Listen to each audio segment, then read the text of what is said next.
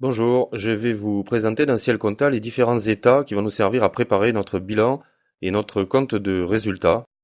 Donc ceux-ci sont regroupés dans le menu États, ici. À savoir que Ciel fait évoluer ces états en permanence afin qu'ils correspondent aux adaptations et aux différentes évolutions des lois de finances. Nous avons tout d'abord le bilan et compte de résultats synthétiques. Tout d'abord le bilan synthétique. Ces états ne comportent que très peu de paramétrage, donc je vais demander un aperçu.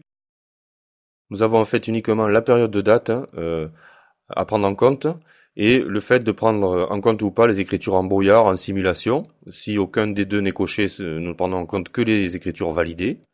Donc, je vais conserver les écritures en brouillard.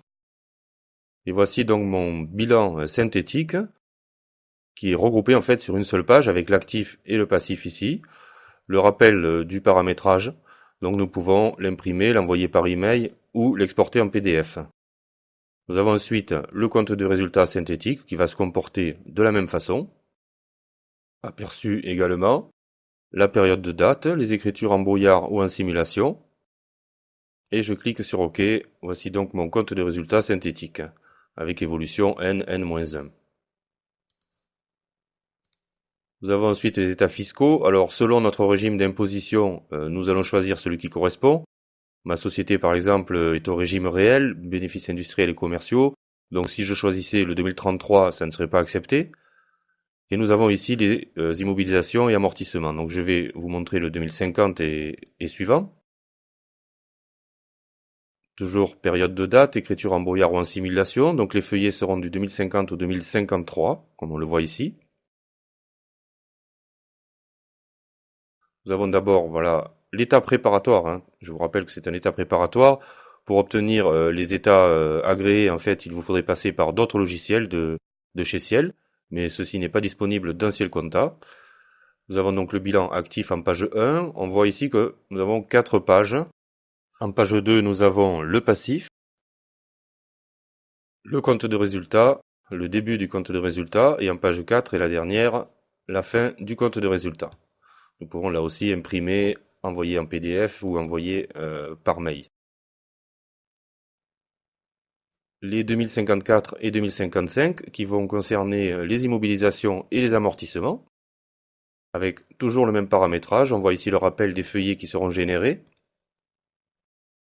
Voici pour les immobilisations et ici les amortissements. Nous avons pour terminer les soldes intermédiaires de gestion que nous allons pouvoir obtenir de la même façon.